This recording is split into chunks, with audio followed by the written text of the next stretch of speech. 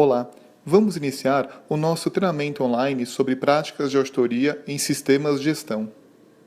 Em nossa primeira aula, vamos abordar o panorama geral da norma ISO 19011, falando sobre seus itens gerais, conceitos essenciais, tipos, princípios, fases e etapas de uma auditoria e também os personagens envolvidos em uma auditoria.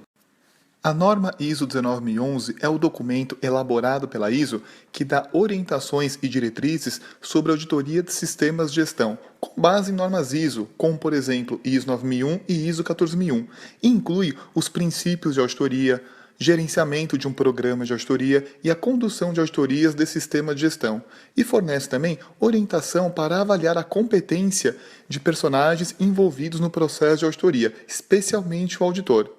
Esse tipo de atividade inclui também o indivíduo que gerencia o programa de auditoria, ou seja, as pessoas que trabalham nos bastidores de um programa de auditoria. E também, obviamente, o próprio auditor e a equipe auditora que vai a campo realizar a auditoria.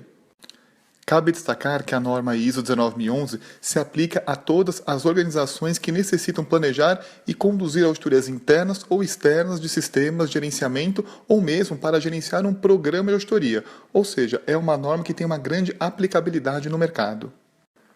Visto isso, cabe aqui o nosso primeiro questionamento. Mas o que é uma auditoria? Do que se trata uma auditoria? E vamos recorrer primeiramente à definição da própria norma ISO 19011. A norma diz que a auditoria é um processo sistemático, documentado e independente para obter evidência de auditoria e avaliá-la objetivamente para determinar a extensão na qual os critérios de auditoria são atendidos. Com base nessa definição, podemos concluir alguns fatores. Primeiramente, que é um processo sistemático, ou seja, há uma ordenação para acontecer, ele é documentado, ou seja, é formal, e é independente, especialmente em relação à figura do auditor, que deve ser independente e imparcial em relação ao que está sendo auditado. E temos aqui o destaque, de forma sublinhada, dois conceitos que vamos explorar: a evidência de auditoria e os critérios de auditoria, que são fundamentais de serem entendidos para entendermos o que é uma auditoria. O critério de auditoria corresponde ao conjunto de requisitos usados como uma referência na qual uma evidência de auditoria é comparada. Ou seja, o critério de auditoria é a minha referência, é aquilo que me fala o que é certo ser feito, o que é certo ser cumprido. E podemos ter aqui várias formas de critério de auditoria. Uma norma de sistema de gestão, como por exemplo ISO 9001, ISO 14001, ISO 45001, um procedimento, uma sistemática interna da própria organização, um requisito acordado com o cliente ou uma outra parte interessada, como também requisitos estatutários e regulamentares aplicáveis. A evidência de auditoria corresponde a registros, apresentação de fatos ou outras informações que são pertinentes aos critérios de auditoria e que são verificáveis.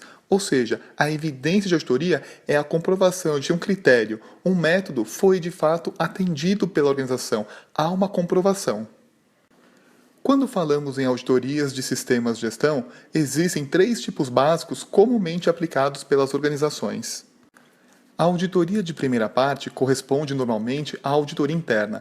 É quando a organização avalia o seu próprio sistema de gestão, utilizando seus próprios colaboradores devidamente qualificados, como também consultores e auditores de mercado devidamente especializados, ou seja, é uma autoavaliação do seu sistema de gestão. Em seguida, temos a auditoria de segunda parte, que é quando é realizada uma auditoria em provedores externos da organização, como também uma auditoria realizada por outras partes interessadas externas. Um exemplo muito comum é quando a organização audita o seu fornecedor ou o seu terceirizado como critério de qualificação, de homologação desse fornecedor ou terceirizado junto à organização. Da mesma forma, quando a organização recebe uma auditoria de um cliente seu, por exemplo, também temos aqui configurada uma auditoria de segunda parte. E por último, temos a auditoria de terceira parte, que são as auditorias independentes, normalmente realizadas por organismos de certificação que têm credenciamento junto ao acreditador, como por exemplo o Inmetro, para fornecer uma certificação a uma organização de acordo com o resultado de uma auditoria. Então, por exemplo, a auditoria de uma certificadora de um órgão de certificação é uma auditoria de terceira parte, porque neste caso o órgão de certificação representa uma parte independente do processo, ou seja, o interesse do órgão certificador é realizar a auditoria conforme determinações do acreditador. Não há interesse dele no resultado da auditoria pela organização. É importante ressaltar também que outros tipos de auditoria, como por exemplo, auditorias financeiras e contábeis, não estão contempladas por esses tipos de auditoria, já que esses tipos de auditoria são regidas por outros esquemas e outras regulamentações. Uma vez que uma auditoria é baseada em confiança entre as partes envolvidas, existem princípios que regem as práticas de uma auditoria desde o seu planejamento, passando pela sua realização, até a formalização dos resultados de uma auditoria. Esses princípios ajudam a auditoria a se caracterizar como uma ferramenta muito eficaz e confiável de apoio às políticas e controles de gestão da organização, fornecendo informações valiosas para sua melhoria de desempenho. Vamos então agora entender quais são esses 7 princípios e como eles contribuem efetivamente para uma auditoria eficaz e voltada para a melhoria contínua do sistema de gestão da organização. O primeiro princípio diz respeito à integridade, que é a base do profissionalismo.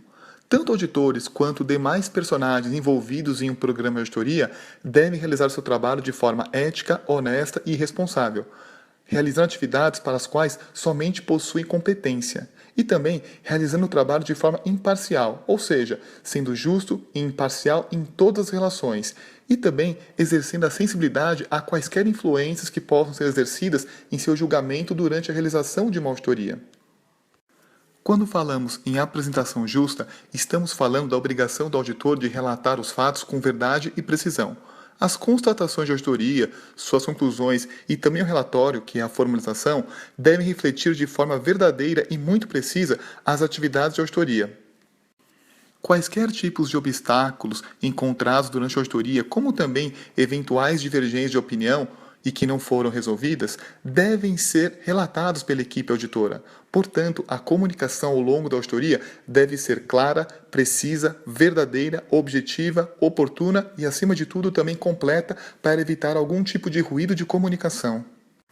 O terceiro princípio diz respeito ao devido cuidado profissional, que é a aplicação da diligência e do julgamento adequado em auditoria por parte da equipe auditora. Auditores devem exercer devidos cuidados de acordo com a importância da sua tarefa que executam e também de acordo com a confiança depositada em seu trabalho pelo cliente da auditoria e por outras partes envolvidas. Um fator muito importante na realização de uma auditoria, com esse devido cuidado profissional, é a capacidade de fazer julgamentos fundamentados em situações de auditoria, ou seja, sempre se basear em fatos e dados para emitir um julgamento ou uma conclusão de auditoria. A confidencialidade, mais do que princípio, é uma característica fundamental de uma auditoria, porque corresponde à segurança das informações coletadas e vistas ao longo de uma auditoria. Dessa forma, auditores, então, devem exercer de forma muito discreta o uso das informações e protegê-las. As informações de auditoria não devem ser usadas de forma indevida para ganho pessoal pela equipe auditora ou até mesmo pelo cliente de auditoria, para não prejudicar nenhuma parte envolvida. Esse conceito, a confidencialidade, inclui o tratamento adequado de informações confidenciais. A independência é tida como a base para a imparcialidade da auditoria e também para a objetividade das conclusões de auditoria. Por isso, auditores devem ser independentes da atividade que está sendo auditada e, em todos os casos, agir de maneira livre em relação a eventuais conflitos de interesse.